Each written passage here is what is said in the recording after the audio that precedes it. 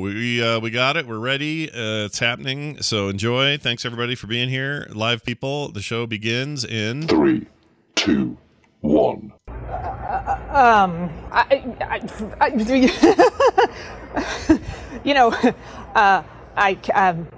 find myself a little speechless at the moment. Good looking girl. Until you looked close. Dandruff.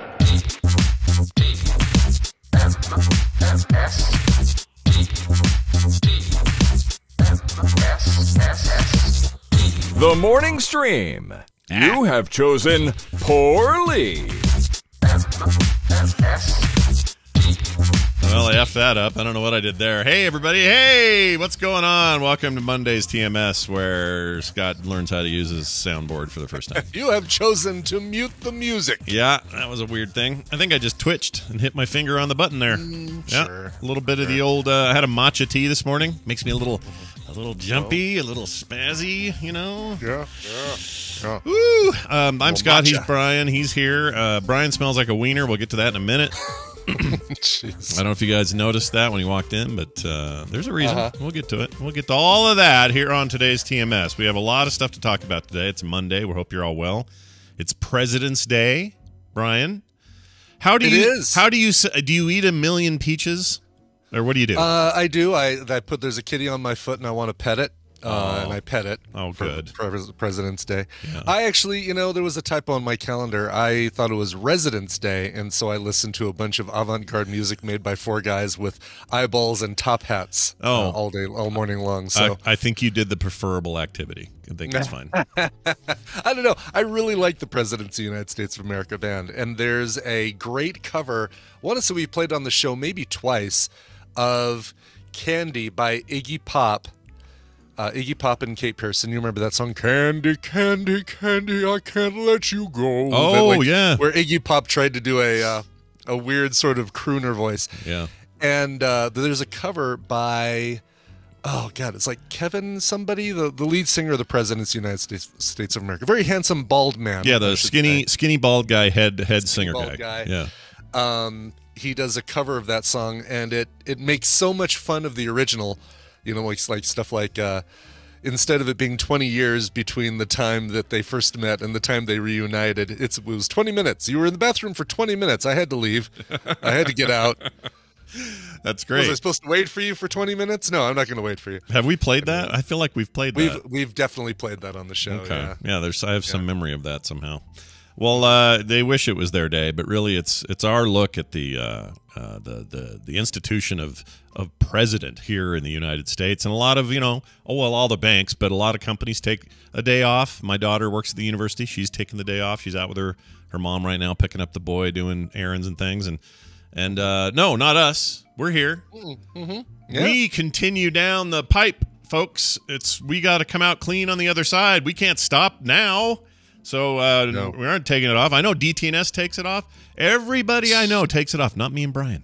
Look at us. My goodness, what are the? I mean, okay, sure. There's the formality. It is Christopher Ballou, by the way, is the lead singer of the Presidents of the United States of America. I thought Kevin something, but it's completely not. Gotcha. Christopher Ballou. There you go. We honor, we believe in the sanctity of the leadership of this country most of the time, but we celebrate those original, the vanilla stock presidents of the United States of America, our Washington, our Lincoln, our Jefferson. Yeah, your old favorites, your standards. Yes, the classics. Yes. Well, I have some interesting fun facts about presidents I'd like to share with you today. All right, I'd like to hear them. Let me start with this one. You mentioned Washington. I did. Here's a fun fact. When you're about talking him. about presidents, Yeah. you gotta start with the OG. Oh yeah, Washington is your man, played expertly by David Morse in the John Adams HBO miniseries. Here's an interesting fact about him. The only president to be unanimously elected was George Washington. He served between 1732 and 1799. He also refused to accept his presidential salary, which was $25,000 a year. Now, in today's dollars, I don't know what that would be. That's probably a lot. It would be a lot, yeah. Holy cow. It would be crazy numbers. That seems like a very expensive Because I don't think they make a whole lot more than that these days. Just their presidency pay. Yeah, exactly. Now, they seem, pretty confident in that dude. He got a unanimous unanimous selection. It was like no question, complete confidence. You're the guy. You're our man. 300,000 says Dice Tomato. 300,000 says Dice Tomato. Okay. Did he make that up, or did he look that? What did you do, Dice Tomato? What calculation? Klein says almost 800,000 today. Oh, well then, Dice Tomato, check your numbers, and then also I don't know if Pops and Klein is right either. Pops and Klein, check your numbers. I mean, who knows? That number could be so hard to figure, right? Because it's sure. There's got to be other things involved with the pay that aren't just here's your check, here's your monthly check. Would you like it direct deposited into your account? Yeah, no kidding. Plus, there's lots of there's incidentals up the wazoo when you go, as my dad would say. If Biden goes to Camp David for a weekend, that's on us. It's a taxpayer-based thing. If Trump went golfing, we paid for that. If Obama went to Hawaii for the weekend, we pay for that. Everybody pays for it. One of those rare trips to Mar-a-Lago. Yeah, it was very rare, though. It was hardly ever. Rare, Yeah, rarely there. They were always surprised to see him. Exactly. So there's one there with the $25K a year. Here's another interesting one. Because the KKK was a powerful political force, Truman, another president, Harry Truman, Harry S. Truman, right? That's right. Not to be confused with the Twin Peaks sheriff. Yeah. Truman was encouraged to join the organization. According to some accounts, he was inducted, although he was never active. Other accounts say that though he gave the KKK a $10 membership fee, he demanded it back and was never inducted or initiated. So some controversy there. Wow, no kidding. Truman. The chat room, fantastic. Everybody entering in what looks like, the accurate amount of how much they get paid, right down to the cents, right? $513,000, $43, $513,043.80, or $532,000, $477.27. And you're just wondering if they're just like what do you call that? Face rolling the keyboard to come up with those numbers, or if they've actually found an accurate source that says it. Oh my gosh, Brian, should I even admit this on the air? I don't know. You just taught me something that has never clicked with me until this very face second. Roll? I didn't know. Okay, like in World of Warcraft context, or playing an MMO. Well, that's where I've heard that. Yeah. It's like, you're going to face roll this boss or whatever. And I always heard that and went, I just thought that meant you're just going to go face to face with it and let's go. All these years, I didn't know it meant roll your face on the keyboard, which makes sense now because it's just chaos, right? You're just like pushing all the buttons. Exactly. You're like hitting every key. I had no idea. I feel like an idiot now. Oh, that's awesome. Well, you know what? No, I mean it's not. It doesn't feel like an obvious phrase. A face roll. Oh, let's just face roll this boss and get to the next one or something like that. Yeah, I just didn't know what it meant. I thought it just meant like. It's like your character is so easy to play, you don't even need to press keys with any sort of accuracy. You can just rub your face on the keyboard and beat the boss. Oh my gosh. I mean, look, I only ran a very popular 16-year podcast about World of Warcraft. You'd think maybe by now, I might know what the hell that damn phrase meant. All right, well, that's embarrassing. Hey, moving on. How about this one? This is a fun one. Grover Cleveland, he was a president there. Yeah. Was the only president in history to hold the job of a hangman also. Oh, yep. He was once a sheriff of Erie County, New York, and twice had to spring the trap in hangings. Whoa, ooh, cool. Grover. It's like the trap. Grover, is that where you let turn... the button go, Grover. It's time. Kill him. What? What'd you say? Okay, I'm going to turn the... Yeah, and I want it to be him like turning the lever that makes the shoe come back and then come forward and kick the ball out of the bucket, which goes down the stairs and then through that chute and then into the Rube Goldberg death device. That's the one. Right, exactly. Makes the diver jump into the bucket, which. Brian Merrick is right in the chat. It says we need to bring the name Grover back. I agree. No one's Grover anymore. Let's bring it back. Let's get it on. Why not? And that's a tough name to shorten. You don't say, "Oh, hey, Grovey," or "Gro." It's like you would be called Grover. You people would not shorten your name to a nickname. Oh, hey, Ver. There you go. There you go. Yeah. How about this one? You may or may not know this. If someone said to you, Brian, what is the S in Harry S. Truman what is the shortening of that, or what is that long for? The S stands for nothing. It is just the letter S. You are 100% correct. It says it stands for Yes. nothing. Therefore, there is no period after it. That's why whenever you see it, there is no period after S. It is just a thing he called himself. Exactly. It was just almost like the Homer J. Simpson, but J stood for J. Not quite. Nicely done. The letter J stood for the name Jay, which was brilliant. It's a great episode. I saw a very funny TikTok video that had the Homer reference in it. So you know that meme of Homer backing into the bushes? Everyone uses it to say like, "Ooh, I don't want to touch this," and they back into the bushes. Exactly, like I'm out of here. Yeah, very common GIF. It was a baby reveal. You know, gender reveals. Oh yeah. And it looked like a normal one. This guy's got a big balloon. It's a black balloon, so you have no idea if it's going to be blue or pink in there. He's got a big old pinned pop it. The wife's there. They're all excited. They pop it, and out comes a bunch of yellow smoke. And the dad goes, "Wait a minute, what the heck? What does yellow mean?" And then the camera pans, and there's a dude in a full Homer outfit backing into an actual bush off to the side. Really? It's really good. It's great. very funny. And it doesn't, like, you don't know it's a joke until you see that. Until you see the Homer looking dude with the yellow. Is he wearing like yellow makeup to make all of it. He's got a big like rubber Homer head even. It's like a big. All right, good. But he's got the full like big white shirt and I don't know how. It looked like it was maybe a whole suit. But it made me laugh. And I hate gender reveals like with a passion. I do too. But they are the worst thing, and they've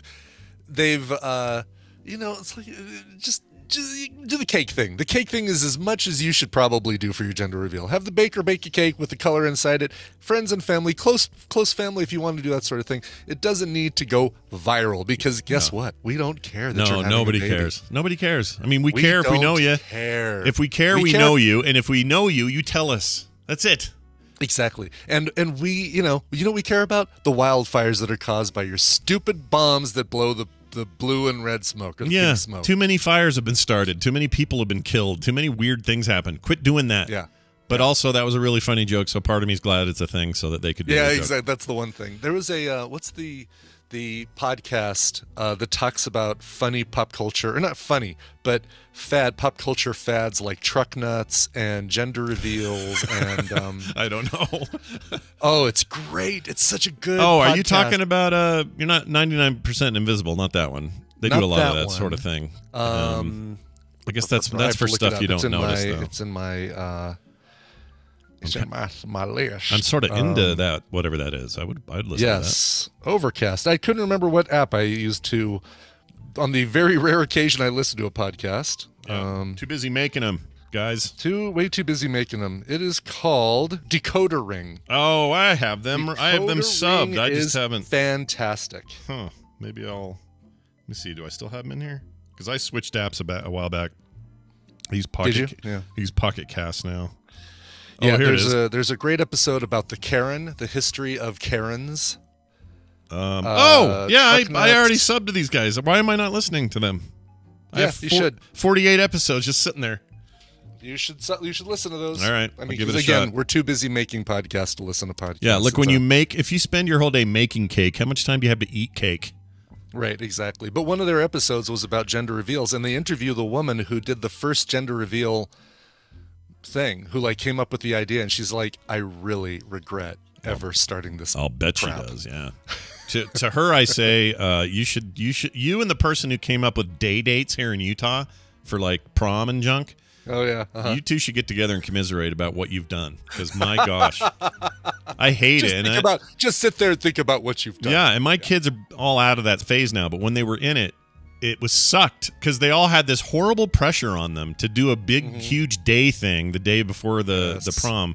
You don't need to freaking do it. Like, and I know this isn't everywhere in the States. There's probably other states that do it, but in Utah it's rampant, and we don't have them. We don't have them here in Colorado, or at least if you have, we have. I haven't heard of them, but promposals is another. Yeah, another one just needs to go. Oh gosh! Ask the girl to prom. It doesn't have to be this big thing. Although when we were in high school, my friend filled a toilet full of an actual toilet. His dad worked at a hardware store, so he got a big unused porcelain toilet, filled it full of chocolate Hershey's Kisses, put the question of will you go to prom with me down at the bottom. By the way. Oh, they were unwrapped. Okay, so they look like poop. Yeah. Oh, this gets worse. So they're unwrapped and in there. At the bottom, he put a stopper so that there was no hole, to go out onto the ground or anything. Yeah. He filled it with Hershey's Kisses. Down at the bottom, he buried a small little plastic cylinder with the note in it that said, "Will you go to prom with me?" And then he did it in the, I guess, when's prom? April? May? Yeah, usually something like that. Late spring. Left it out in the sun before so taking it over melted, there. Like so it melted. Into melted chocolate. Yeah, for the most part, still a little chunky. Took it over there, left it on the yard. Bing bong, ran. Girl comes out, opens the lid. What looks like a big, gnarly poo, and a sign on the inside of the lid that says "dig down" or something. And she had to dig in there to find that note, and it was kind of epic. But that was just because I was involved in it. Had I not been involved in it, I would have probably frowned on it. I would have been like, "Don't do that." Some people have a meet cute; they have a meet poop shoot. Exactly. That proposal stuff sucks too. All right, here's one final one before we move on. Okay. For our presidents. Sure. Lincoln logs are named after Abraham Lincoln and the log cabin where he was born. And his log. Yep, that's right. Which is, from all accounts, epic. And here's the crazy bit about that story. John Lloyd Wright, son of famous architect Francis Lloyd Wright, invented them. Oh, really? Yeah. Oh, pretty good. That not is pretty bad. cool. It's your merging of the greats. And I didn't know this. Lloyd Wright and Lincoln. Do they get into this in Hamilton? I don't think they do. James Madison and Thomas Jefferson were once arrested together for taking a carriage ride in the countryside of Vermont on a Sunday, which at the time violated laws of that state. So they got busted for a stupid-ass thing. That's in the bonus Act 4 if you stick around for the end. It's like after the credits of Hamilton. After they've taken their bows and gone backstage, they come back out and they do the secret Act 4. We've been arrested. We've been arrested. We're never gonna get in trouble again. There you go. Oh, very good. It's not bad, right? Yep. Call me. What? I don't know. Can't remember. What rhymes with Vermont? Wait, Vermont. Hold on. There's no word that does. Well, want rhymes with Vermont. Oh, yeah, but you need to, if you do a double syllable word, though. Like if you had yeah. DuPont. Lamont. Her aunt. DuPont.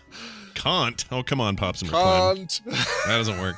So, yeah, Scott Manuel Miranda is my new name. All right. Yeah, beautiful. Let's hear about your Wienermobile. Brian smells like a wiener. What happened? What'd you do? So Tina said, hey, this weekend we're doing a quick mystery date, a really simple, easy one. I'm like, psh, these things don't ever have to be elaborate. They are not like promposals or gender reveal parties. They can be as easy as you want them to be. Yeah. And she says, so, right after Film Sack on Saturday morning, we'll do that. Well, we moved Film Sack to Sunday, and then we were going to move that thing to also Sunday, but we kept it on Saturday, so to make things a little bit easier. Yeah. Anywho. Yeah. She's like, all right, you ready? We're going to go. I'm like, all right, cool. Hop in the car, and we start driving way up north. And I'm thinking, well, what the heck is up here? There's a Topgolf, but, Tina said it's a quick and easy one. Topgolf would be like a 2 or 3 hour deal. Yeah. We get to this King Soopers, and as we round the corner, I see something huge, red, orange, like those bright, recognizable colors, branding colors of the Oscar Meyer Weinermobile. Oh. And you see pictures of this thing, and I gotta say, seeing it in real life just doesn't compare. It's amazing seeing this thing. Don't you think the bun's a little small for the wiener? Just from a visual standpoint. Well, you know what? It's better. I would rather have more wiener than bun than more bun than wiener. That's a good point. You're Jamie, right. there's a freebie for you. Yeah, enjoy that. Because then you get a couple bites that are hot dog before you get to the bread, and it's way better than like, oh great, it's mustard flavored bread. Yum. Let's get to the meat. Good point. A wiener that hangs a bit out the bun is a better hot Way dog better. combo. Yeah, Way better. I agree with that. You see this thing up close, and it's like, okay, this is like, it's a car, right? That they have, like, the bottom underneath the hot dog. It's almost like a float, a parade float, where it's like, oh, this part is just like regular, weird-looking sedan, rounded edge sedan with license plates and everything, that they've just kind of dropped a hot dog and bun on top of. Yeah. So it parks. There are 6 of them that rove around the country doing tours. And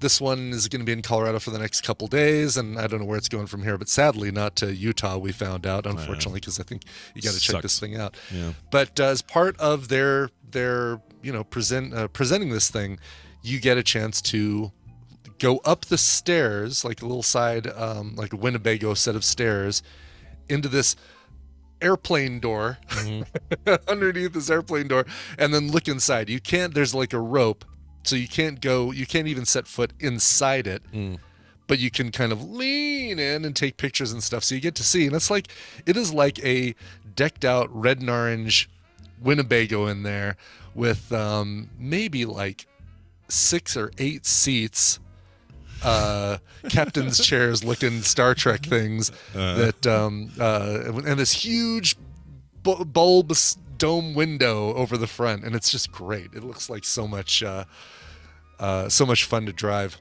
Yeah, I would. And love I guess to you still drive can that. apply and be a Weinermobile driver / navigator. What have to what does commit- that take? What do you have to show You have to them? commit to a month, I think, of travel, interstate travel. Okay. And then you basically every day you're working, you set up a tent. You and your partner are there greeting people, handing out wiener whistles and stickers for hours, and then you get back in there and you drive to the next place. It's so damn cool. That seems it seemed rad. Just the up close, I'd never seen inside. I thought maybe the inside would be kind of thrown together or be just normal looking inside vehicle. It's right. not. It looked really cool. I mean, it's gorgeous inside. Looks like you might actually have fun driving that thing. Totally. And I did get a wiener whistle, a weenie whistle. Yeah. It's sitting upstairs. It's still wrapped in plastic, but at some point good. I'll take it out and blow it on the show or something. Yeah. So did you what was I going to ask? And they don't serve food out of it. Like, that's the first question. Is like, is it like a food truck? Can you get hot dogs in this thing? Nope, you cannot. Not part of the deal. Sorry. Not part of the deal, but they Seems park like in a front of a shame. grocery store, and you can go in there and get your hot dogs. Sure enough. So I'd be just for the record, I'd be terrified driving this. It would be like driving a semi. I can't drive moving trucks, for example, because I feel like I'm just going to destroy everything around me. It's just too long and weird. I can't do it. It is. It looks unwieldy, and I don't know how. Like, there is no rear view mirror, right? Like with semis and moving trucks and stuff like that, you are completely reliant on side mirrors to do all of your viewing behind you. Oh, right. So you don't have a way, because that wiener, there's no rear view mirror. There's no rear view mirror. Yeah, I think there's a bathroom back there. Do they have like a Smells little smells like beef? Smells But like maybe beef. there's they don't have camera, like a camera type rear view or any of that. That'd be pretty cool, right? Like an always on rear facing camera for that sort of thing. That'd be cool. Yeah, my our Volkswagen has one of those, but I rarely look at it because I'm not used to it. But in this thing, I'd have to rely on something like that or forget it. Wouldn't work. Sure. They need to make electrics of this and then sell them. I don't know why. That's dumb. That's a bad idea. like a smaller version, like a like a coupe, a wiener coupe. Yeah. the new Kia Wiener. All right. Well, on that note, wieners and all, we're diving in here with Dunaway, who's going to join us for a bit of the old Babble Royale Monday edition business, which we now call the Morning Half-Asses, at least for now. This is the sub name for Babble Royale today. And I'm saying all this because we're killing time while Brian answers his phone. You're vamping is what you're doing. Yeah, I'm vamping. Yes. Yeah. Vamping is the word. I'll continue to vamp as he joins us. Oh, here he is. All right, look at that, everybody. It's Brian Dunaway joining us for Babble Royale. Brian, good morning. Oh, hi, Scott and Brian. Oh, hi. Hello. Hey, nice to see you. How are you guys doing? Pretty good. We're good. How are you? It's good as Monday. Yeah. Yeah. Yeah, we had a good... It's Monday. we had a really fun film sack. I just want to push it out there Yes. that it was, Yeah, we did. in particular, very, very fun, and I think people should go check it out. We watched... Mars Attack. Mars Exclamation Attack. point. for some of us for the first time, and I guess me and Dunaway were the first timers. First timers. And you might be surprised what we thought of that movie. Or you might not be. Who knows? Who knows? Yeah. Go check it out. It was really, really fun and a great episode. All right, Brian, good to have you here. We're going to play this game. Brian's going to explain how it works and what we got to do to help people win. Why don't you explain it to I will us. explain it. All right, get ready to take notes because this one's so much more complicated. Welcome to the Morning Half-Asses, a trivia game where I'm actually going to be giving you guys the answers. I'm going to be giving Scott and Brian a category and 6 possible answers, 3 of which are correct and 3 that are incorrect. Depending on how confident they feel with the category, they can provide 1, 2, or 3 guesses at those answers. But if they get any of those answers wrong, they get 0 points for the round. If they guess 1, get it right, they get a point. If they guess 2 and get them both right, gets them 2 points for getting those and a bonus point, so they get 3 points total. And if you guess all 3 correct answers and get them right, you get 5 points. The player with the most points after 3 rounds wins the prize for their contestant, and we're pulling contestants from members of the Tadpole that aren't able to listen live. Scott, you're going to be playing for Gerson in Houston, Texas. Nice. Gershwin or Gershwin? Gerson. G-E-R, like person with a G. Gerson. Oh, person with a G. G person. G. He's a person with a G. He's both a nice Gerson and a nice person at the same time. That's right. Brian, you're going to be playing for Perry T in Duncanville, Pennsylvania. Oh, Perry. Yeah, who did? You know what? Not enough Perrys in the world. That's awesome. Agreed. Yeah. Perry White. Very true. I like it. All right. Yeah. It's true. Let's All right. do it. Let's give you guys your first category and your first 6 possible answers. Seeing as today is Play Retro, I figured, well, let's start off with a Play Retro style question. Scott and Brian, the category is arcade games released in the 1970s. And your choices are Pac-Man, Asteroids, Gun, Seawolf 2, Defender, and Galaxian. Which 3 of those were released in the 70s? See, I feel so positive I know these that it worries me. Okay. I think it's So a that little. means I'm definitely going to get it wrong then. Seawolf 2. Seawolf 2 is a tricky one because I know Seawolf 1 Yeah, that's what I was thinking too. Yeah, but I'm exactly. unsure about that. All right, I think I know these. I should know these. If I don't know these, I think I know all 3. I'm locked in. Okay. I thought I knew all locked 3 in. too, but I feel like I'm going to get it wrong. Okay. All right. So, Scott, you've locked in with Asteroids, Seawolf 2, and Defender. Brian Dunaway, you locked in with 2 answers, Asteroids and Seawolf 2. The correct answers are... Asteroids is correct. Seawolf 2 is correct. Galaxian is the 3rd one. That's what I was debating. Defender definitely was like 81. We talked about it on the show. Exactly. Scott. Defender's 1981. No, I know. Asteroids was released in 1978. Seawolf 2 was released in 1978. Galaxian 1979. Pac-Man released in 1980. Defender released in 1981. And Gun, not even a real game. Just something. That's what I was wondering because I was like, I said, I think I'm pretty sure Galaxian was in the 70s, but what the hell is Gun? And I'm like, I don't know. Yeah. It sounds like a 70s thing though. Yeah, it does. It sounds real so stupid. Scott, 0 points for Good guessing job. Defender. Yeah. But Brian Dunaway guessed 2, got them both right, so we got 3 points total. Let's Nice. go to Nicely question number 2. Nicely done. Actually brothers. Oh, So 3 of these are actually brothers. Your choices are the Righteous Brothers, the Doobie Brothers, the Everly Brothers, the Chemical Brothers, the Jonas Brothers, and the Isley Brothers. Oh my lord! 3 of I these thought- are I musicians thought they were that are all actually brothers. brothers. You thought they all you were? put brothers in your title. I'm believing your brothers. As Your far as brother I'm too. looking, Yeah. can I check all 6? You cannot. You can. I mean, you can. Actually, I don't know if you can. I wonder if the game will stop you from selecting any more than 3. Wrong. All right, I locked You in mine. failed. Okay, Scott's locked in. Oh God, I'm just. Oh, oh no. I feel like I made a mistake choosing that second one. We'll see. Okay, both of you locked in. Both of you locked in with exactly the same answers. You guys are both saying that the Everly Brothers and the Jonas Brothers Jonas are Brothers in definitely, fact right? actual brothers. Yeah, 100%. That is correct. Yes, you guys both got your 2 answers right. The Everly Brothers, Don and David Everly. No, what is the other Everly Brothers' name? Can't remember. But they are in fact 2 brothers, and the Jonas Brothers are 3. Oh, we should have just done all the ones that nobody's called have. the Chemical Brothers. We should have done all the ones with names that are actual names. Names. 'Cause Yeah, that- 'cause that's this is- what I was debating yeah. on. But Doobie could be a last name. Yeah. Could be right. Joe Doobie. Joe Doobie. Yeah, I was pretty. There's no righteous or chemical, but I wasn't sure about the Doobies. Yeah, Righteous Brothers are definitely not righteous nor brothers.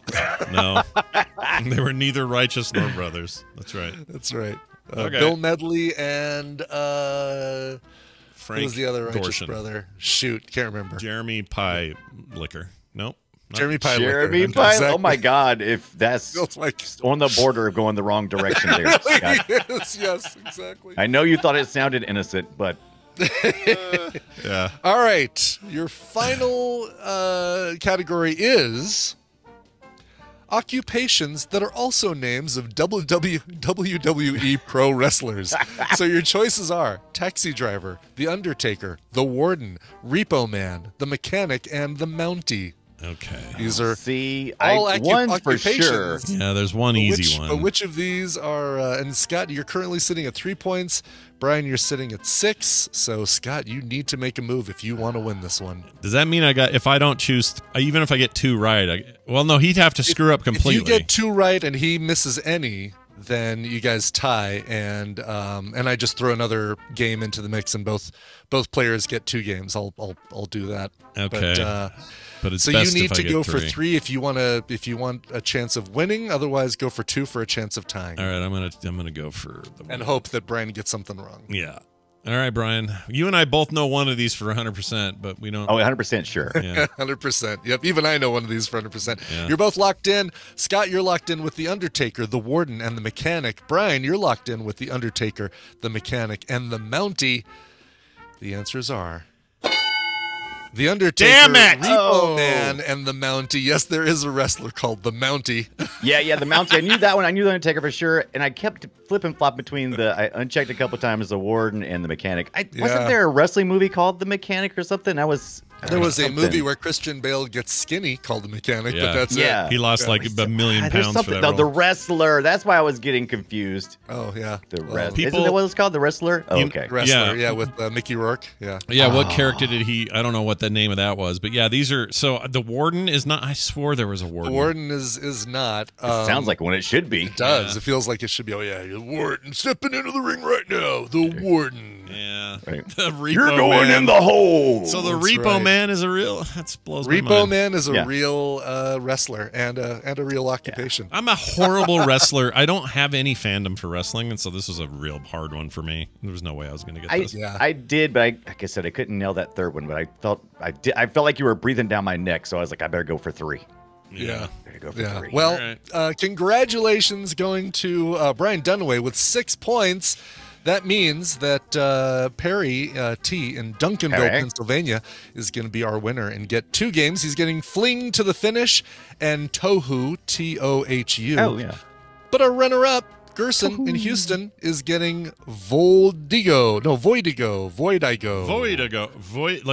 but Voidigo. Voidigo. Like I gotta go to the bathroom. Void I go. Voidigo. Well done, guys. Winner, winner, chicken dinner. You're both winners, really, but one of you got Yeah. more than the other, and that's because of me. So well done and good job, and we'll do this again. I really like this variation on the Yeah, game. this is a fun alternative. Yeah, Yeah. it's really Very really stressful. fun. It's I a like very nice program wise. This is very cool what he put together. It's This so is awesome. smooth and slick. And again, Al Kebab, I've just got to thank you again for putting this thing together. He lives up in Canada, and that's why I'm putting together a that's TMS why he had prize the Mounties. package. Yeah. That's why I had the Mounties. I have a TMS prize package I'm putting together for him to thank him for all his hard work on this. I just gotta figure out the cheapest way to send, like basically a combination of what's the most I can send, but still have it cheap to send. Yeah, right? and also Like, and the smaller the package, the more likelihood it will not get lost in customs. That's the other thing. yeah. I've learned that with It's some of Canada. the Canada's cash rough. equivalent. I still have people who can't get their Rock Runners packages because they got just lost in customs. They're just gone. So I got to resend them. It sucks. But here, I got Brian. When you do that, let me know because I got. We'll give them some flat stuff like a challenge coin. And, Oh yeah, cool. some other A sticker nice heavy crap. challenge coin. Excellent. Yeah, that'll help. Yeah. As long, it depends on what you end up sending. If it ends up being a thing where you have other chunky stuff, we'll work accordingly. But we'll give you something Yeah. rad, dude, because this stuff's Yeah, awesome. for sure. It's really cool. Yeah, you did such a great job. Well done. Hey, Brian Dunaway. Later today, I'm very excited about this because today on Play Retro, a video game show all about retro gaming, where Brian and I have a lot of passion for the stuff we talk about. In particular, I'm not that much of a sports video gamer. I like sports games. Right. Mostly, I enjoyed them in the 16-bit era or so. But it's not like I'm crazy about a new copy of Madden or, I don't get into it today the way maybe some people do. However, there was a little game in 1994 called NHL 94 that is still, to this day, I think, my favorite sports game of all time. And I'm not alone. You, Scott, yeah, would not be alone. There's a whole community built up around this game, and you can hardly talk about the game without talking about the community, and they've just done so much. Is it NHL94.com, I believe? It's like a forum site. Yeah. There's a documentary made just a year ago about the fandom, and it's crazy. It's a really good really good time. It's really crazy how big it is. One-timer shots, man. That was the big thing. That game still to this day is amazing, to the point that if you go buy 2022 NHL 2022, a brand new game, brand new engine, beautiful next-gen graphics, all of that, one of the control schemes in there is called NHL 94 because they know people want to play that way still, even to this day. It's life. Yeah, it is life. Life finds a way. So here's the thing: we're going to talk about that and its reach and why it's such a big deal, and how I would stay up till 4 a.m. playing with my brother-in-law in the mid '90s. It was amazing. Right. I stay up as well, playing this is with my friends, and another Brian sent me NHL 94, and he sent me a Sega Genesis Model 1. And so I got to play it on the hardware. Yeah, you're bearing the lead, by the way. He sent me the game and a Genesis to play it on. Yeah, the Genesis. Yeah, well, wow. But he sent me the Genesis, but I got to get a cable for it. I'm using my Model 2 Genesis that I'm playing it on. So that's the reason why I buried the Sega Genesis Model 1. Yeah, I love the Model 2 a lot. I'm a big fan of that second edition. Yeah, it has some benefits. Yeah, it's just cooler looking too. The other one looks like I disagree. Oh yeah, you want to fight? Let's fight. Let's fight today. Let's wrestle. I'll be the warden, and you can be the mechanic. I'll be the mechanic. I'll be skinny, and those names are not taken. I will lose a bunch of weight right before Batman starts shooting, and it'll be great. So I want to anyway, be a taxi driver. I want to come in and run people over in my taxi. I think that's the best wrestling move. Yeah, and say you talking to me in the mirror. You can say that and aim a gun at yourself. Right. Yeah. Must be talking. Couldn't be talking to somebody else because there's nobody else here. Must be talking to me. Yeah. Taxi driver. And then you can be the Joker later and make a movie just like it. Anyway, that's the deal. So today, 3:30 Mountain Time. Come check out what we think about this and why it's such a big deal. Even if you don't like sports games, I think you'd be blown away by the history of this thing. It's crazy. Yeah. So it goes all over the place. Yep. It's fun time. Play retro wherever you get your podcasts or live today at 3:30 Mountain Time right here at frogpants.tv. Brian, have a great day. Okay. He's out of here, man. That's it. Cool. And perfect amount of vamping there. I got prizes out to everybody, so well done. Oh, yeah, I like that. I like it. I like when we can give you proficient vamp so that you can get that done. Now this.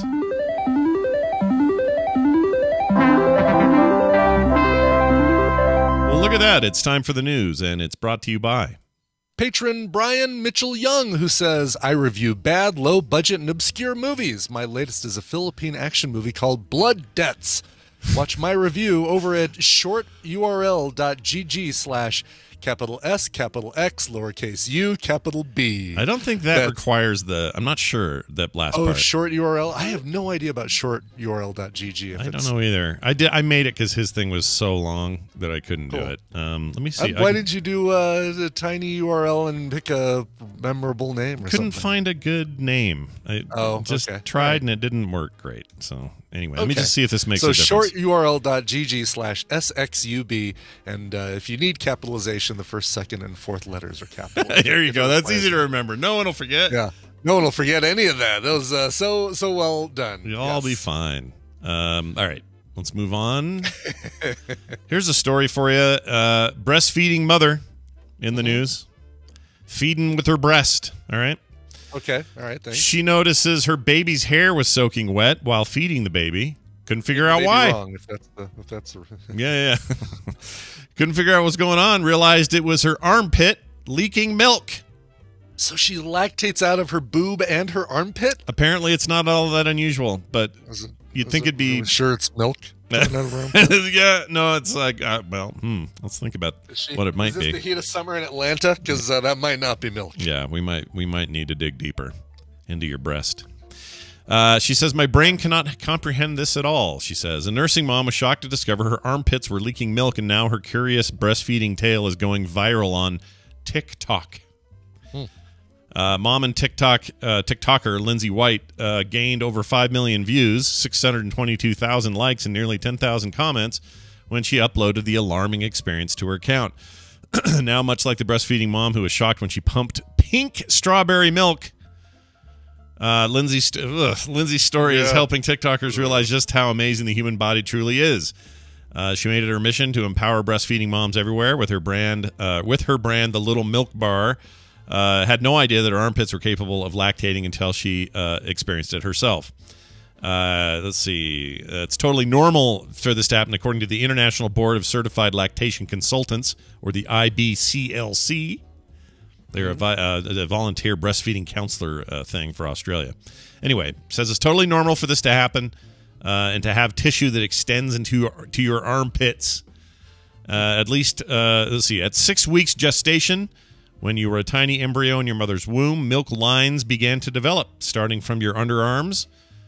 These lines traveled down both sides of your torso and extended all the way down to your groin. Oh, so you could be lactating out of your groin as well. You could be. I mean, I am. I don't know what that's about. I've been lactating out of there for years. Anyway, the reason they say if armpits didn't smell bad enough, how about some old milk drying up in there? It's pretty gross. But I guess the strawberry part is because it isn't. While it's not unusual, it's not usual. And you got a little mix of some blood in there. Some blood in there, yeah. Exactly. You are not a strawberry quick factory. That is milk and blood. Yeah, there ain't no flavor there that you're gonna go, No. Strawberry. Yeah, thanks, Quick Bunny, or whatever the name of that thing was. This is so good. This is real good, Mom. Keep producing armpit milk. This is what I prefer, says the baby. Somebody sent me a TikTok video. Some dude, some vegan on. Maybe it was a vegan on TikTok that they forwarded. But basically, this dude is saying, "Well, I drink strawberry milk because it's vegan." Oh yeah, I put that on Twitter. It's the guy. It was you. Okay, was it me? Yeah. It might have been me. I ended up. I put that up there. It could have been seen by somebody else. But he's like, I'm vegan still because it's strawberry milk, as if you get milk from a strawberry.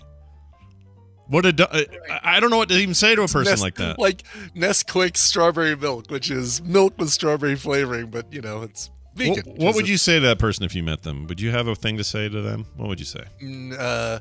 I'd say, and also, lifting grocery bags is not CrossFit. Yeah, good point.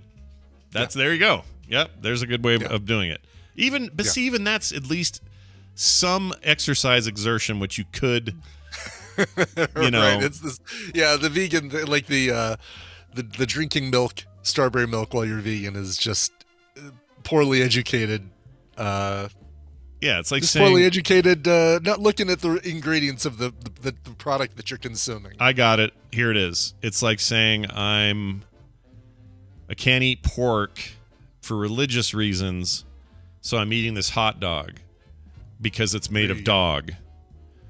It would be like that, right? It'd be that's a good comparison. Okay. Yeah. It's this much guy's better one than mine. Yeah, it's also very anti-vegan. I apologize to all our vegans out there. I know there's a few of you. Okay. Oh, we're not anti-vegan. We're just anti this guy who's not paying attention to the vegan things that he's touting. Yeah, exactly. No, Diced Tomato. The idea is that it's not made of dog. Diced Tomato doesn't get the joke. It's not.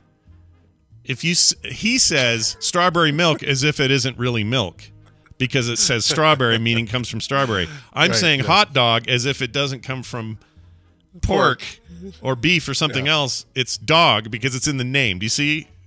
Yeah. Diced Tomato, you need to just listen. You need to show up to class early. I'm just teasing you. All right, we got one more story here.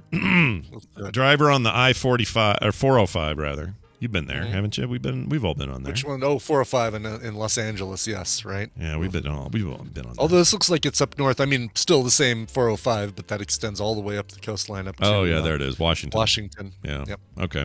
Anyway, driver on the I-405 caught using a fake skeleton as a passenger in the HOV lane. Oh no! Don't do this. You'll get in trouble. Let's see here. The cameras totally won't figure out that that's a skeleton. No, never. Please tell me he put clothes on the skeleton because that's really the only way this. Okay, all right. Oh, he totally did. Look at that photo. It's in the link. It's great. Oh, let's see. All right. Let's see if I can bring it up as well. so the chat can see it. Here you go, chat. Isn't that great? It's like it's making a screaming face too. Yeah. Oh my god! Get me out of here! It's a great thing that the mouth is open. Yeah. Drivers attempting to cheat in the HOV lanes in Washington over the years have tried a variety of tactics to fool state troopers. One such driver was caught in the act on Monday after dressing a fake skeleton in a hoodie and buckling it to the seat next to him. I feel like he may have drawn too much attention to it because it's in that bright yellow, you know? Yeah, maybe. Yeah. Also, how bad does it smell in that vehicle that he needs 6 air fresheners hanging from the rearview mirror? What the frick? Brian, nice catch. Why are those all? Why? Is it because people get lazy? Is that like a real human skeleton that he just dug up, and that's why he needs all those? That's really weird. I didn't even notice that. That's one of my favorite things about some photos or some videos where the point of the video is whatever it is, but there's something lurking in the corner. In the background or in the corner. I know you're good at this. Like when I send you a photo of something, you scour it for anything weird in the background, then you zoom into it and send it back to me with that zoomed in highlight. I love doing that. I don't know what it is, but you who's this dude? Yeah, I love doing that. One of my favorite ones was there was a TikTok video floating around of somebody showing off something weird it was something their cat was doing in a closet or something, and they're filming the closet, but for a quick glimpse in the corner of the closet is a gigantic butt plug, and it can't be anything else. Like it's the shape you've seen everywhere. It's sitting in the corner, big old pink thing. Shape. Yeah, they probably need like 6 air fresheners in that closet. Yeah, swap it out. Swap out the car with the closet is what I say. Maybe this is a real decaying passenger. Maybe that's why there's so many. That's what I'm thinking, right? And it's like he dug this guy up. Yeah.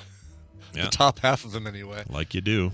I wonder how far the skeleton, like if obviously there are no legs on it because you don't need them, but is the skeleton's chest in there? And if so, why? If you're just doing the head, and couldn't you just get a mask of like a real human face? Yeah, no kidding. I guess I could. There's a lot of questions here. This skeleton I have back here is a full body. I would use him partly because his mouth is shut and he has legs, and I could dress him better. These people are just being cheap. But if you're going to put clothes on it anyway, why even use the skeleton? Because you would probably say, that skeleton face is obviously too skeleton-y. Yeah, it gave it away, didn't it? You'd put a mask on it. And if you're going to do that, why use the skeleton at all? You know what? Why not just take a sweatshirt, stuff it full of newspaper, put a mask in the hoodie head, and then call her good? Or do a proper mannequin. Like really go for it. If you're going to do this, go for it. Yeah. Don't half-ass it with a dead-looking open mouth thing. Yeah, with no legs. And the grossest sweatshirt you could possibly find. Yeah, I think that's what we need. Let's see if I have a good skeleton thing I want to play, or Skeletor thing. Oh, here we go. I don't think I feel well. There you go. That's always a good one. That's what he said in the car. Yeah, I don't feel well. There's too many air fresheners. I'm going to be sick. It smells like somebody farted a pine tree in here, He-Man. I love Skeletor so much. I could talk about him every day. All right. We're done for now. We're going to take a break. When we get back, Steven Schleicher will be joining us. We got a bunch of stuff to talk about. If you want to hear more about the controversial moves that Amazon and Comixology are making with their app, and the comic readers are up in a tizzy about it, and why Steven might have he may have a little slightly more nuanced positive take. So we'll see what he has to say. Ooh, okay. Yeah, that's coming up after this song. Brian, what do you got for us? Well, today with our President's Day, we celebrate the United States and our Purple Mountain Majesties. But I also want to draw your attention to Pink Mountaintops. It's a brand new band featuring members of Black Mountain, the Melvins, and Red Cross. So some rock and punk influences in there. These guys are currently on tour with Dinosaur Jr., so they're up there. They're in the big name. Their brand new album comes out May 6th via ATO Records, but we've got an advanced single that we can play for you right now. The new album is called Peacock Pools. Here is the lead track, Lights of the City. Here are Pink Mountaintops. Fat kids, thin kids, tall kids, short kids, they'll all work. We need lots of kids. The greasy dressings, both cream and clear, leave a telltale smear.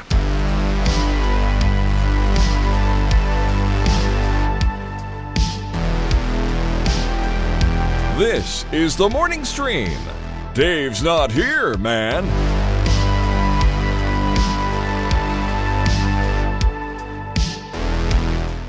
Whoops, we're back, everybody. Hey, Brian, what was that song again? Tell me more. Yes, sir. That song is Pink Mountaintops, the brand new song from that band. It's called Lights of the City from their upcoming album, Peacock Pools, which comes out May 6th. Very nice. Yes. Hey, quick note for people. If you are a Film Sack fan, and you better be because it's one of the best shows out there, and you want to see Mars Attacks, make sure you watch it before 1 week from today. It leaves Netflix at the end of February. Oh, yeah. So go get your Sarah Jessica Parker, Pierce Brosnan, Jack Nicholson, Glenn Close fix. Yeah, get it on now while you can. If you want to see two heads make out, this is the time to do it. And it reminded me, right as it ended, I got this message saying, watch it again before it leaves or something. And, exactly. I forgot to mention that on the show yesterday, but that's the deal. Yeah, I spaced it as well. Anyway, go check that out. Hey, look who it is. Steven Schleicher. Steven Schleicher. You know him, you love him. It's Steven Schleicher, head of all things major spoilers in Hays, Kansas. Hello, Steven. Welcome back to your Monday segment. Hello, Scott. Hello, Brian. Hey, man. Hello. It's always nice to have you here. Thank you. How was your weekend? You do all right? Have some fun? Whatever? What'd you do? What'd you do for fun? Yeah. Yeah? Yeah. It's kind of quiet here, too. I think you're having the weekend I had. Just kind of I had a bad week last week. Like, the whole week sucked. And and so this weekend was all about me sitting on a couch playing Bomberman on the Super NES on my little handheld. I would have thought you would have been playing Horizon, the new hotness. I have been playing that as well, but there was a lot of this time where I was like, I'm just going to sit by Kim while she watches one of her shows I don't like, and I'm just going to chill here with my head on her lap and play a video game. And so I did a lot of that. That was mostly yesterday, but you got to do what you got to do. So what does Steven do when he's having one of those weeks? What do you do? Probably binge something on television. Yes. All right. That's what like the rest of the world. Yeah. I ended up. I started this show on HBO Max. It's been out for a while now, called The Foreigners. I don't know if you guys have heard about this, but it's a Skinemax production, so there's going to be some nudity. Oh, sweet. Okay. Yeah. But it is about present day. All of a sudden, people start appearing in the water. There's a flash of light, and people start appearing in the water, and all these people come from 3 different eras: the 1800s, the Viking period, or Cro-Magnon. The prehistoric period. Okay. So, and it's like thousands upon thousands of people. So this is a Scandinavian production, Swedish production. So it is dubbed or subbed if you want to go that way. So everything is this, and it ends up being kind of like it's a cop drama series. So one of the Nordics, which is what they call the Vikings, so that you're not being culturally insensitive, is the first person to join the police force, and she is accompanied kind of with the grizzled old cop, and they have to go out and solve murders and investigations involving just things that are going on in and around Oslo. And it really becomes very quickly becomes a metaphor for immigrants coming into Europe from the Middle East or from other places. It's very clear that is what they are trying to make an analogy to, but instead of saying, oh, we're going to have a bunch of Muslims come in, we've got a bunch of Nordics come in. And how do people feel about all these Vikings running around in modern times, who some of them can cope with being in the modern day, some of them cannot. So it's allegoric like a lot of science fiction. Yeah. Okay. Yeah. So what you're saying is you got some 1800s people, you got some Vikings. A 60-ton dinosaur tamed by a small boy and a caveman. All right, and a caveman. They're all there. Lots of them, like thousands upon thousands of them. Okay. Wow. That sounds interesting. Sounds really cool. Yeah. It's a series or a movie, you said? It's a series. So I'm in the middle of season 1. Season 2 is out, and I think it's been out for a while. I was listening to an interview with one of the creators on another podcast, and they said they don't really have an end date for what they're planning on this show. As long as they still make it and others are still interested, they'll keep releasing it. So it's not like there's some conspiratorial in game of we have to get to 5 seasons so that you can figure out the secret. Can you get are they going to have like Moors show up or like some ancient Mongolians? No, so people are showing up all around the world from these same time periods. Okay. So maybe in the Americas, which we don't ever get to see. Maybe you have, instead of Nordics, maybe you have, I don't know who else, maybe some Native Americans in that same time period. Okay. Well, look at the Swedes making weird stuff on Cinemax. Trying to figure like, wow, do we see some hot Viking on Cro-Magnon action since it's Cinemax? I mean, you don't actually see sex, but there's one of the main characters in the first episodes that I've watched is a dude that is supposed to be, I put this in quotes, supposed to be a Neanderthal, and he just walks around naked, full frontal the entire time. Nice. Oh, jeez. Nice. Oh, Scott's all over this then. Yeah, I'm in. Give me some hot caveman man wiener. You've got me. Caveman wiener. Yeah. Caveman wiener. It kind of lessens the impact of the man part, but it's fine. I'll take it. Well, anyway, Stephen, that's great. I'm glad I asked now that we've heard all about this, and we'll check that out. Comixology, a thing a lot of us as modern day comic readers know all about. It's kind of cornered the market as far as like buy a comic, read it digitally. Was purchased by Amazon back in 2014. And for the most part, it was like, oh, cool. Now it's got the backing of, somebody big who can keep feeding it and, make it a bigger thing. Right. And then they very promptly took the store part out of it for any kind of Apple users, which was a bummer because it's got a big iPad following because that's a great place to read comics. Anyway, we dealt with it. We lived with it, whatever. And then it languished for a very long time and not really updating. It's got the same features it had 10 years ago. It's kind of old Which, and janky. To be honest, nothing wrong with those features from 10 years ago. Yes, they're fine. Files were a little bloated. Yeah. Yes, it did take a little bit of time to download stuff, but as a functioning, I would argue how many of your modern physical brick and mortar comic book shops have updated in the last 10 years? No, it's a good point. That's a good point. Yeah, I think there are some features I would like as far as sorting, finding artists that work on different books, things like that. But for the most part, it's fine. And in some ways, it has more features even than like DC or Marvel's thing. But they just released a giant update and seemed to be the consternation of the entire internet. So what happened there? Give us the history and then why you have it sounds like you've got a take that might be slightly more positive on this. Yeah, so to my knowledge, for the better part of the last year, Comixology, owned by Amazon, and again, as you said, Scott, for 10 years, has been working to move the Comixology website and interface and the way that you buy digital comics into the Amazon environment, right? Into that ecosystem. Yeah. And I know they've been working on this for more than a year. Major Spoilers is an affiliate with Comixology for a long time. I would say for about a year and a half. And then in the last 6 months, we've been told that, hey, your affiliate program is going to end. You need to, get over and set up your affiliate with Amazon, which we already have. But it was clear that there was an end date or a supposed end date that all of this was going to happen.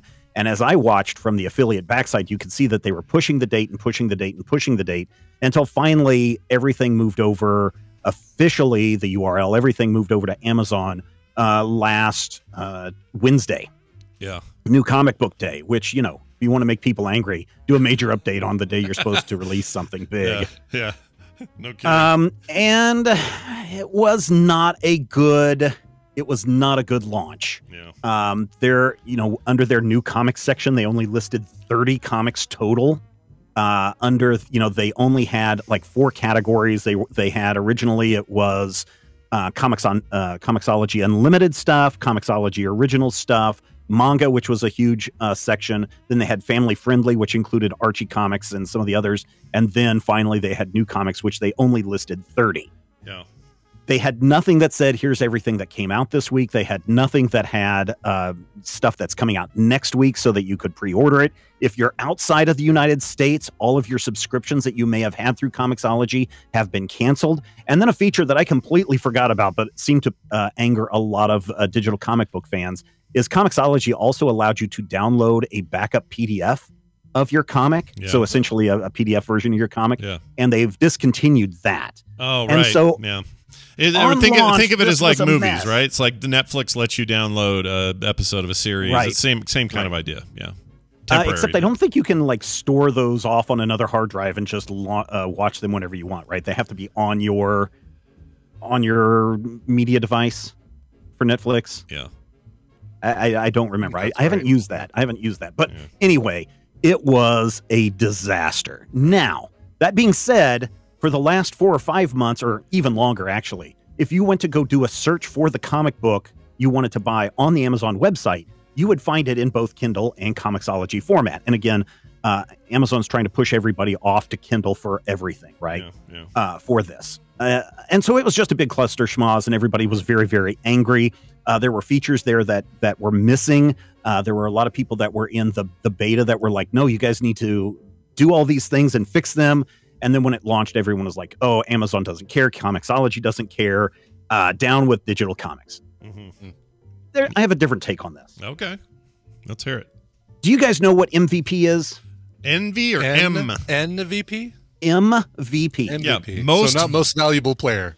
It's not most valuable player. Okay. That's what most people think about. It stands for the minimum viable product. And when you're working in a business, if you're getting ready to launch a new product, if you're trying to get, if you're a startup and you're trying to get your product to market, the thing that you need to rapidly do is get your minimum viable product. That product that gets out there, that hits a certain target date or deadline. It may not have all of the features and all of the things people are expecting, but it's released and it works and it does what it's supposed to do, meaning that you can read digital comics in this case.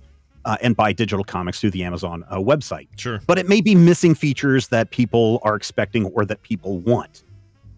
Okay. And I think that's what they did here. They had a deadline that they had to get, and they got the MVP out the door because the very next day on Friday, or I guess 2 days later on Friday, they had included all of the new comics that had come out this week, sortable by publisher, and included a calendar that lets you look weeks ahead to find out what's coming weeks ahead. So they're already starting to address a lot of the issues that people had on launch day as a big complaint. Yeah. Should Comixology, though, a company that has been around for 20 years, however long it's been, feels like 20 years, really more like 14 years. Yeah. Should a company that's been around for over a decade, working with a company like Amazon that's been around for 25 years, should they have been launching an MVP? And my thought is no, they shouldn't have. But when you look at it from that perspective of how do you get a product out as fast as you can, the MVP way is the way to do it.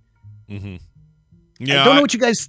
Go ahead. I think I'd agree. I think I agree with you. Well, here's what I know for sure, and I don't know if this is just after being screwed too many times or just seeing the reality of how things work so many times, but there's no such thing as the perfect launch of anything. It's never happened. Nobody's ever full. There's no situation where everyone's 100% happy. And so what you're aiming for is a larger percentage of people that are happy, or maybe the platform grows enough to make up for the people you may have pissed off, whatever. I get that. And also what I understand is like the DC app launched in kind of a little bit of disarray. And within a month they got that thing running real nice, and now I think it's the best app on the market. On the other hand, Marvel did a big refresh to Marvel Unlimited, and it's, I think, demonstrably worse than the previous version. It's okay, and it's getting by, and it's fine, and the content's still there, but I don't think it's nearly as easy to navigate or move around in as it was previously. And so you see them scrambling to do updates. This is like video games. This is like anything that requires development and people and time and cost and UI and all that other stuff comes into it. And I just think that takes time to work itself out, and it always does. So this isn't like some kind of shock to me. What is sometimes a shock is that they get it more right than wrong sometimes, and that's great. We're all like, yeah, they got it more right than wrong in this launch. Well done, pretty bug-free. You didn't crash, blah, blah, blah, whatever. That's always great.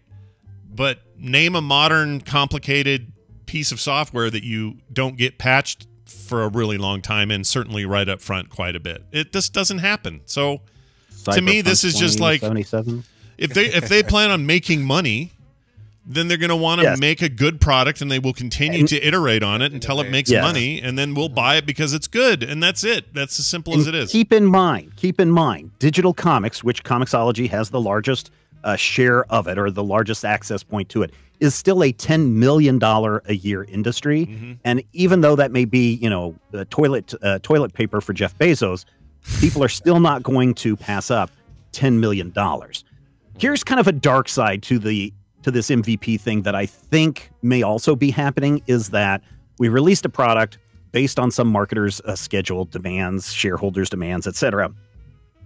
We're intentionally going to leave out the features that our beta testers have been telling us to include because we know that's what people will be screaming about on day one. Yeah. And then over the course of the next 2 weeks or the next month or whatever it is, by April 1st, I'm sure we will take care of all of these things so that people who are the most angry with us are then going to come back and rejoice and say how great we are because we listened to our concerns and fixed our concerns. Yeah.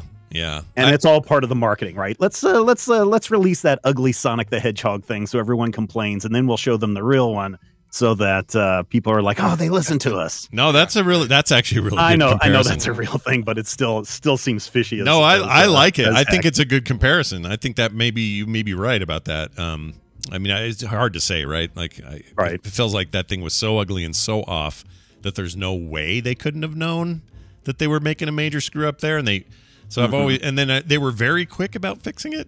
so I don't know. You're probably, I'm not conspiratorial, but if I have a little bit of tinfoil hat on, it might be that Sonic thing was a bit of a ruse. But yeah, like it'll end up being fine in the long run. It always is. I think by April everything will be fine. Yes, you'll still have to deal with the funky Amazon interface, which I liked Comixology.com's website interface because it was clean and smooth and lacked a lot of clutter. Yeah. Now you go to Comixology.com and it's got the essentially the Amazon wrapper around it, and I don't like it as much. But again, I can see from Amazon's point of view, let's use Comixology as a funnel system to where people come in to buy the new G.I. Joe comic book, and they also see a G.I. Joe action figure and a G.I. Joe mug and a G.I. Joe t-shirt, and hopefully they're also going to buy those things as well. Yeah, I remember people being very annoyed at how the Amazon Prime Video looked when it first launched because it basically just looked like a bunch of Amazon store listings.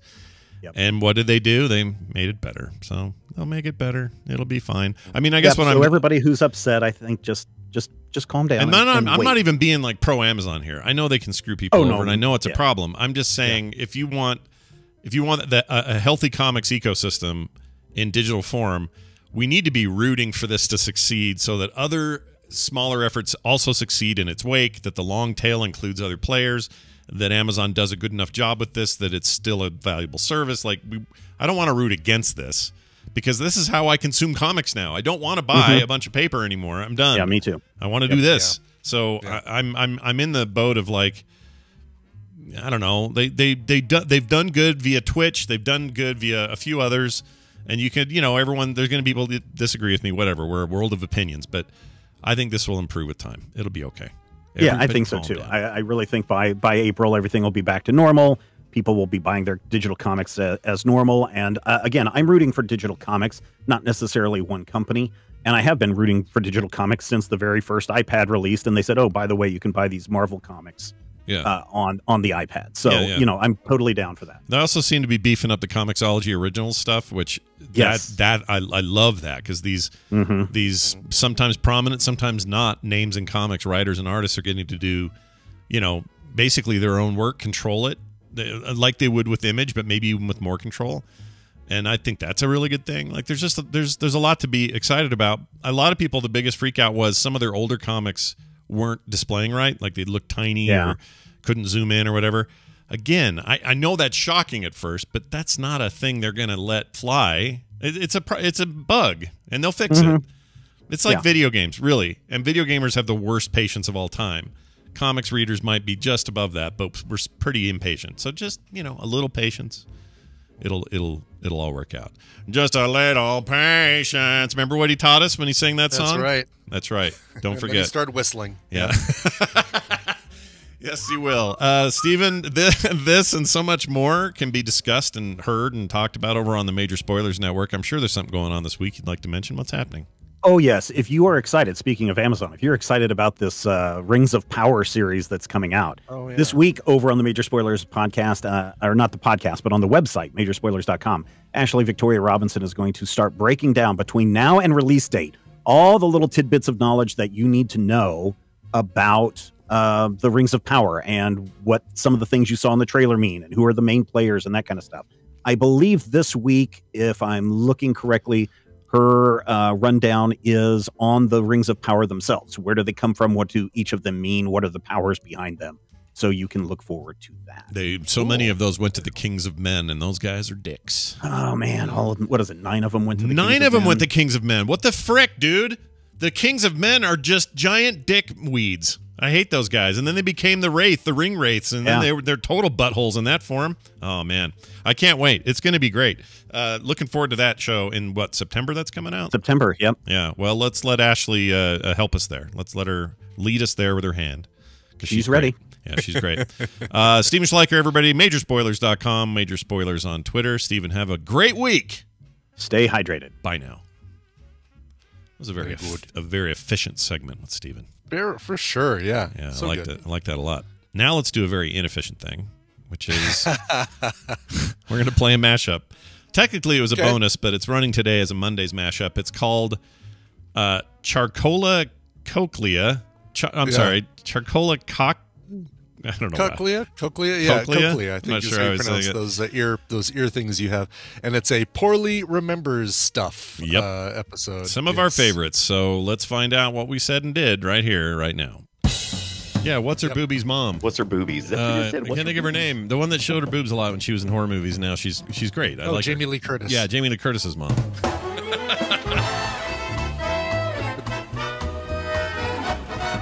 What's her name? Hold on, I know it. Oh, like a. Can do it. It's like a name you would have if you lived in a little bit of a Hispanic last name. Yeah, like a Cuban name. Okay, you're headed there. Rosio O'Donnellson. Nope. Sabrina Maria von Treacle Pants. I don't know. Starts with a G. Hard G. Gina Perez. Gina Rosie. Gina, hold on. Gina Davis. No, Gina Chit. Gina Chit. Give me the first letter of the last name. T. Torres. Gina Torres. J.K. Rowling did the Artful Avenger or whatever. Oh, yeah. The Systematic Democrat. What was that book called? Yeah, what was that? That was something weird. The Efficacious Penumbulum.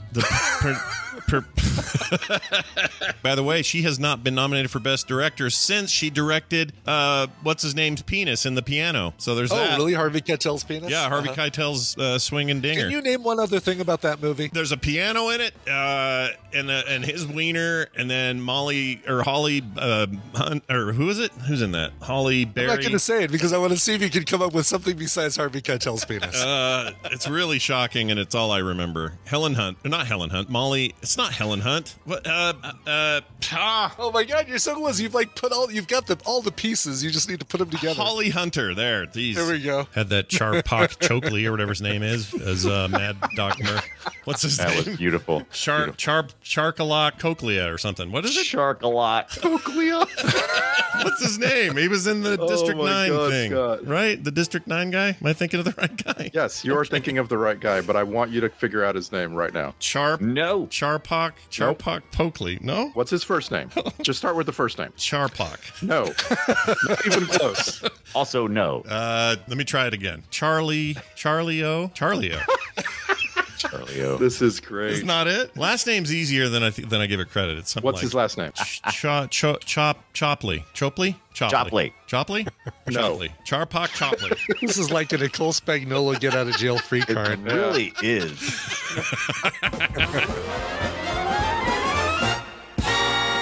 Oh man, there's a lot of film sack in that one.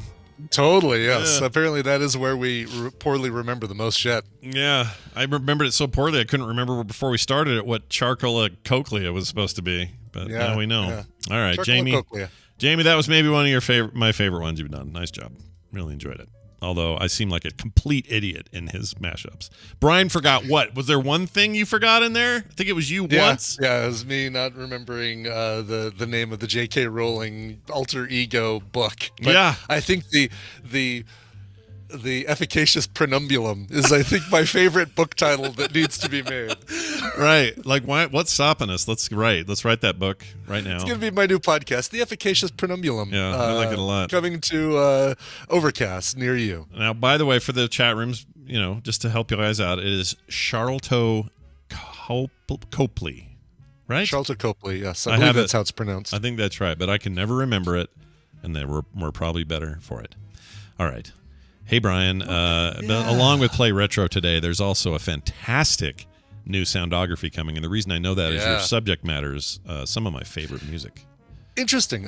So yeah, Hammond and I listened to the entire catalog of Tori Amos. And boy, it was like reading 14,000 fantasy novels, just one right after another. She is a very talented singer-songwriter, and we kind of picked through the material and find some of the best stuff that wasn't a single, wasn't Boys for Pele or Caught a Light Sneeze or God, Sometimes You Just Don't Come Through and stuff like that. Anyway, that is the most recent episode of Soundography. Just came out, just got posted this morning. Listen to what we thought of the entire catalog of Tori Amos.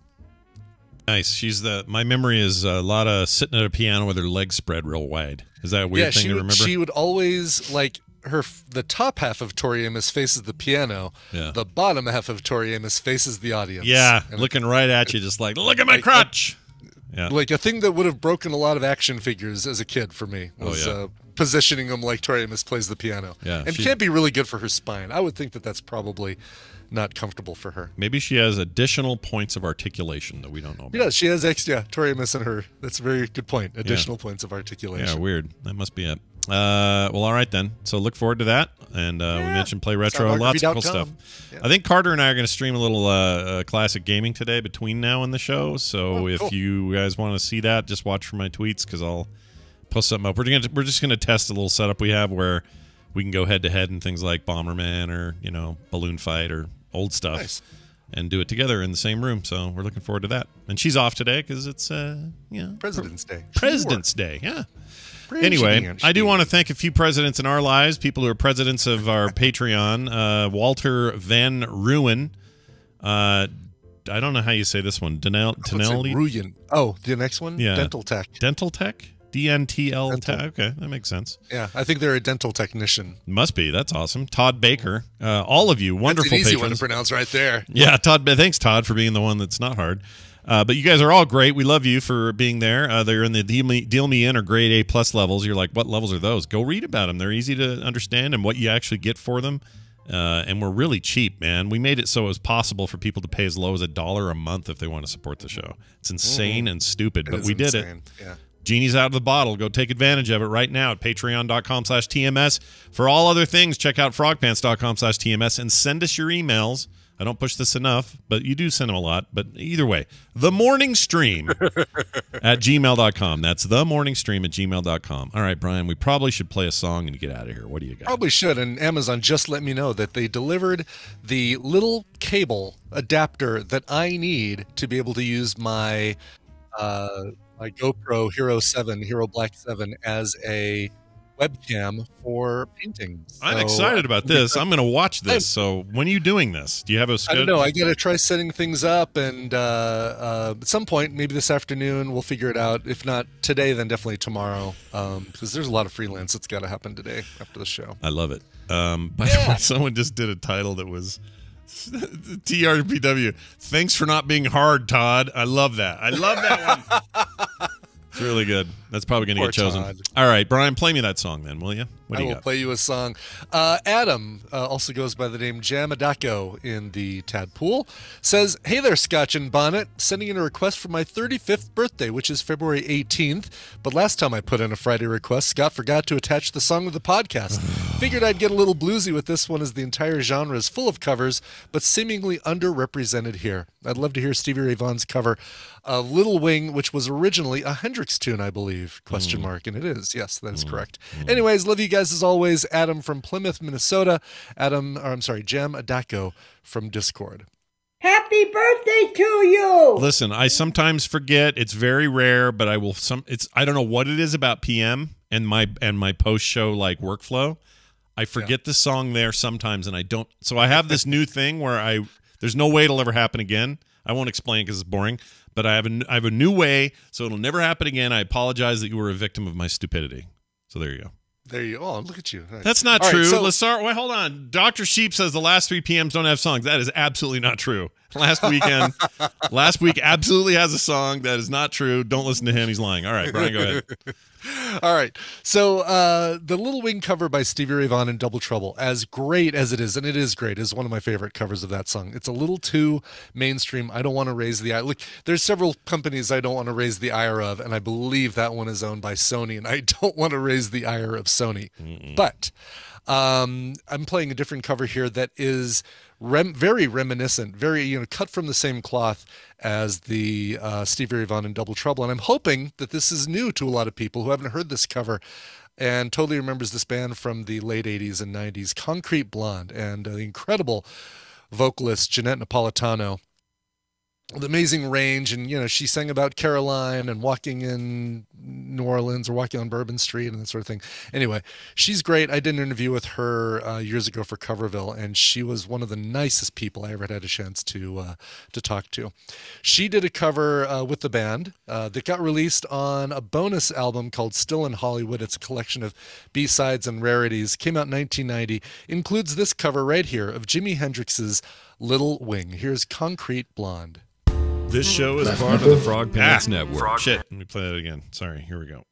This show is part of the Frog Pants Network. Frog Pants Network. Get more shows like this at frogpants.com. Left nipple. Left nipple. Left nipple.